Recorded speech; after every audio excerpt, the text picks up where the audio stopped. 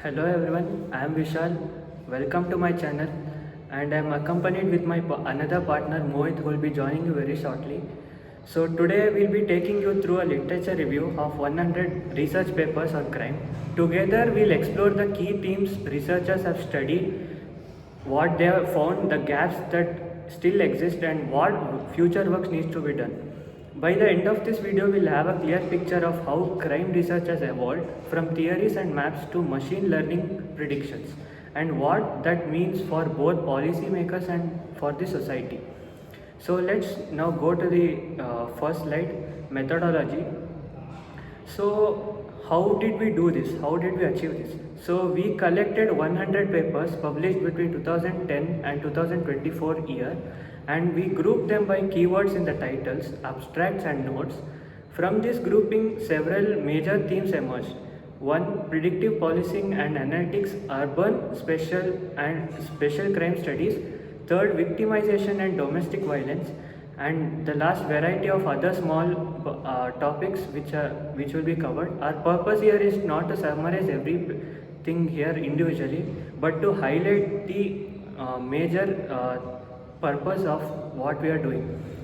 So the next slide is about theme distribution. So here we can see the pie chart displayed. Here's how the distribution looks. Out of the 100 papers, 31 focus on predictive policing and analytics, using algorithms and machine learning to forecast crime. 23 papers study crime in relation to urban spaces and geography. The largest single group, 37 papers fall into miscellaneous category, covering seasonal patterns, climate influences or unique datasets. Only 5 papers directly address victimization or domestic crime that have been committed, and just 4 cover areas like policy, policing practices or psychology. The takeaway is clear here. Predictive analytics dominates while victim-centered research is relatively neglected. So now let's go to our next slide. Predictive policing and analytics. So let's start with predictive policing and analytics. This is the hottest topic in the recent years. These studies machine learning methods like random forest, neural networks and Bayesian models to forecast crime hotspots or predict short-term incidents that occur. So the consensus is that these tools are effective in the short term, especially for allocating for police resources and improving situational awareness. But there are significant limitations. Many models risk reinforcing existing biases because they are trained on biased crime data.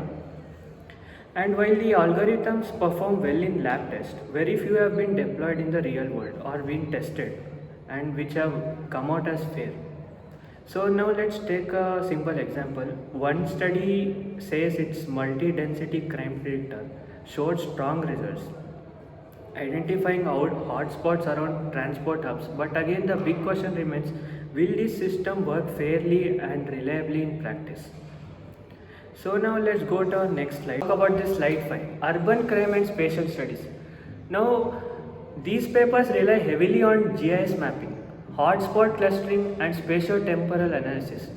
The main finding is that crime is not randomly distributed. It clusters in very small micro places. Another interesting insight is that traveling waves of crime effect. When crime prevention efforts reduce incidents in one location, crime often shifts to nearby area instead of disappearing altogether. Many studies also find that strong correlations between land use and crime. For example, areas with bars, nightclubs or major transport hubs, we see often higher crime rates here. So however, the gaps are obvious here. Most of these studies are from western cities like London or Chicago. We have very little comparative work across multiple countries or cultures. So the next slide is about victimization and domestic crime. So that, as the heading itself says, the domestic crime which occurs inside the house of anybody. So now it is one of the most underrepresented areas.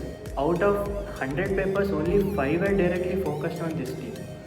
So these studies look at the domestic abuse, repeat victimization and surveyed it on underreporting. One paper, for instance, we take it, found that nearly 40% of domestic violence cases go unreported. They will be never reported to the police station. The big problem is that none of these studies attempt predictive modeling and very few are longitudinal.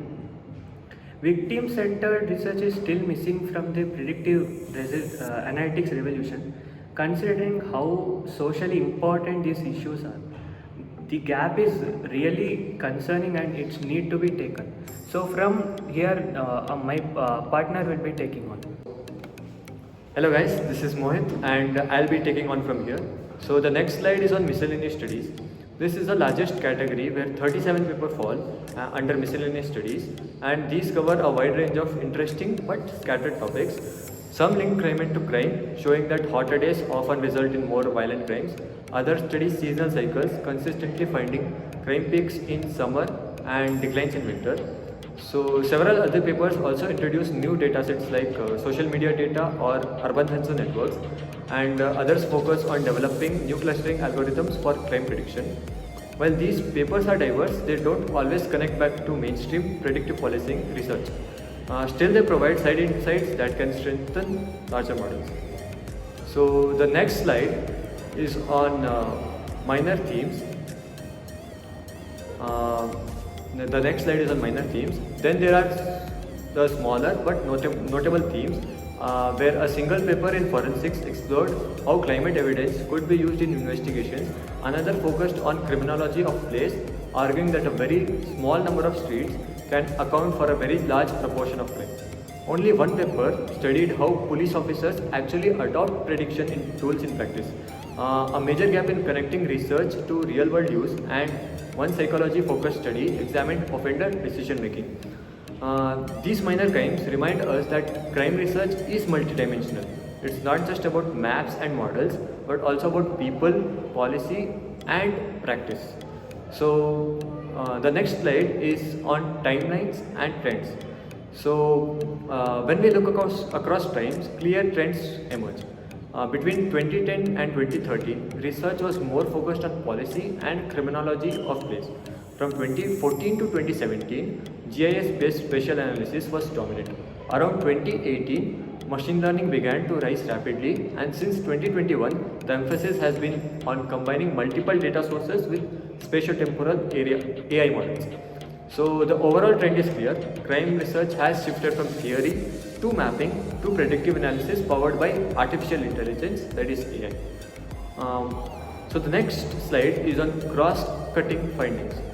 So across all of these themes, several consistent findings stand out. First and the foremost is crime clusters in microplaces. This has been confirmed again and again regardless of method. Second, data quality is absolutely crucial. Incomplete or biased data leads to poor predictions. And third, predictive models often fail when applied to different cities. What works in Chicago might not work in New Delhi. Finally, ethical and fairness issues are rarely addressed. Only 2 or 3 papers even considered this. That's huge oversight given how sensitive crime prediction is. The next slide is on gaps and future directions. Gaps and future directions. Looking ahead, the literature makes the gaps very clear. We need more field trials, not just lab experiments. We need fairness and bias detection built into predictive systems.